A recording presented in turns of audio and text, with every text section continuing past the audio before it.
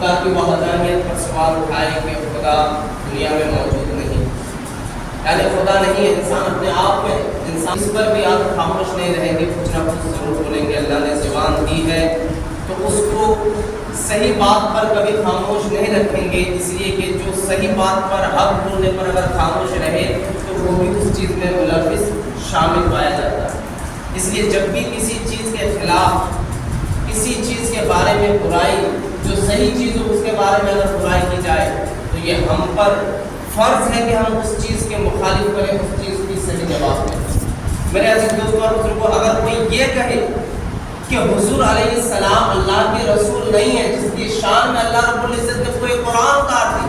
اگر اس کے بارے میں کوئی کہے تو آپ بھی اس بات پر خاموش نہیں رہیں گے، بلکہ اس بات کی بھی جواب دینے کی کوشش کریں گے۔ میرے عزیز دوستوں اور بزرگوں، ابھی فی الحال حال ہی میں ایسا ہی ہوا ہے، ایک غلیظ ناپاک سلیم نام کا شخص ہے جنہوں نے سوشل میڈیا پر یہ چیزیں پھیلائی رکھی ہوئی کہ انہوں نے جو ہے اس وقت انہوں نے اسلام کی کوئی چیز نہیں پڑھی، کچھ نہیں پڑھا، کوئی تعلیم حاصل نہیں کی، کچھ نہیں کی، صرف انہوں نے جو اللہ کے قرآن پر جھوٹ باندھا ہے، اللہ کے رسول پر تہمتیں لگا رہے ہیں اور قرآن کو آسمانی کتاب ہونے پر جھٹلا رہے ہیں، یہ باتیں وہ لوگوں کو گمراہ کی طرف لے جا رہے ہیں، گمراہی کی طرف دھکیل رہے لوگوں کو یہ باتیں بتا کر کے، حالانکہ یہ کوئی بھی بات بالکل غلط ہے، کوئی بھی بات کسی بھی دائرے کے اعتبار سے صحیح نہیں ہو سکتا۔ میرے عزیز دوستوں، ہمارا ایمان ہے کہ رسول اللہ صلی اللہ علیہ وسلم اللہ کے رسول ہے، قرآن آسمانی کتاب ہے، ہم 4 کتابیں ہماری آسمانی، توریت، زبور، انجیل اور قرآن، 4 کتابیں، دیگر اور بھی صحیفے ہیں، یہ سب آسمانی کتاب ہے۔ ہمارا ایمان ہے، ہمارا ایمان کہتے ہیں کس کو ہے؟ ایمان ہے کیا؟ ایمان یہ ہے کہ اللہ پر یقین رکھنا، اللہ پر یقین رکھنا اور اس کے فرشتوں پر اور اس کے رسول پر، میرے عزیز دوستوں کو اس کے رسول پر اور قیامت کے دین پر اور مرنے کے بعد زندہ ہونے پر، یہی ایمان ہے۔ ایمان یہی ہے، ہم لوگ پڑھتے ہیں آمنت باللہ و ملائکتہ و کتبہ و رسولہ، یہ پڑھتے ہیں، یہی ایمان ہے۔ میرے عزیز دوستوں، یہ چیز جب تک ہم اور آپ کے اندر مکمل طریقے سے نہ پائی جائے تو اس کے اندر وہ مکمل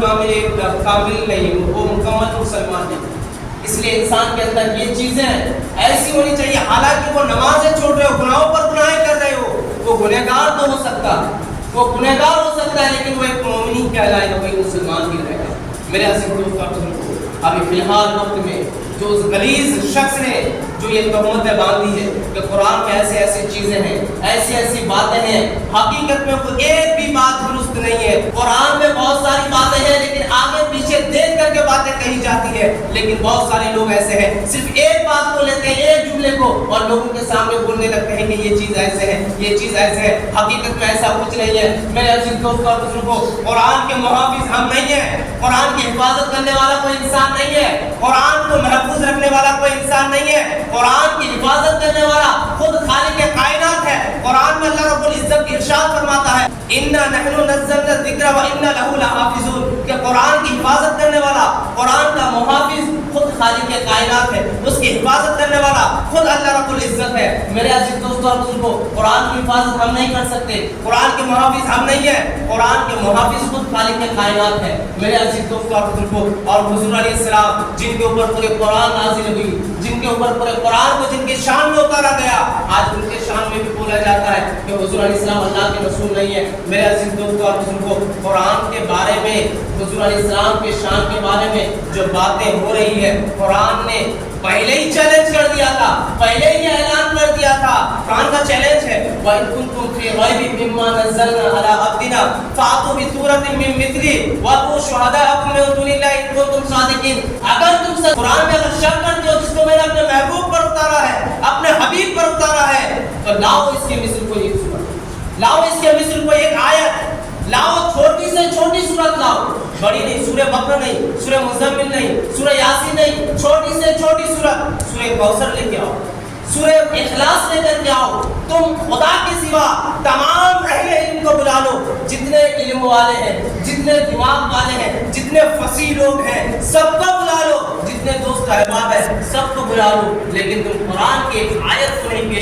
پیش کر سکتے، اس کے ایک مصر ایک آیت نہیں پیش کر سکتے۔ میرے عزیز دوستوں اور بزرگوں، بات اس قرآن پہ جب ہوتی ہے دل پہ چوٹ لگتی ہے۔ میرے عزیز دوستوں اور بزرگوں، جب حضور علیہ السلام کی شان میں بات ہوئی، جب ان قرآن کے بارے میں بات ہوئی، جب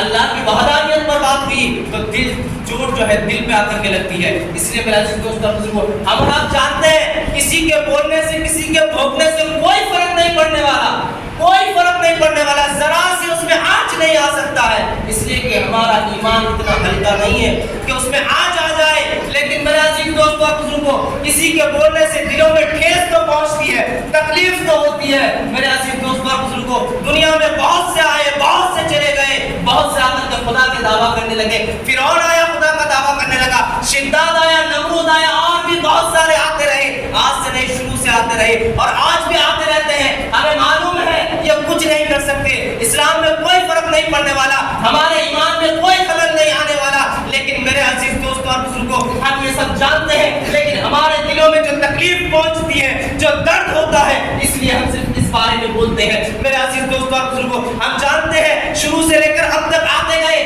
مٹتے گئے، مٹتے ہیں، مٹ جائیں گے آدھا تیرے، مٹ گئے، مٹتے ہیں، مٹ جائیں گے آدھا تیرے۔ یا رسول اللہ، نہ مٹا ہے نہ مٹے گا کبھی چرچا تیرا، یا رسول اللہ، نہ مٹا ہے نہ مٹے گا کبھی چرچا تیرا۔ خاک ہو جائے عدو جل کر مگر ہم تو رضا، خاک ہو جائے عدو جل کر مگر ہم تو رضا۔ دم میں جب تک دم ہے ذکر ان کا سناتے جائیں گے، دم میں جب تک دم ہے ذکر ان کا سناتے جائیں گے۔ میرے عزیز دوستوں اور بزرگوں، اس تعلق سے اس بارے میں بولنے والے دنیا میں بے شمار ہے، لیکن ہمارا ایمان اتنا کمزور نہیں، ہمارا اسلام اتنا کمزور نہیں کہ اس میں آنچ آ سکے، اس میں کوئی آنچ آ سکے۔ میرے عزیز دوستوں اور بزرگوں، صرف بات اتنی ہے کہ لوگوں کی دلوں میں ٹھیس پہنچتی ہے، لوگوں کو تکلیف ہوتی ہے، اس لیے کہ حضور علیہ السلام سے وہ بے پناہ محبت کرتے ہیں۔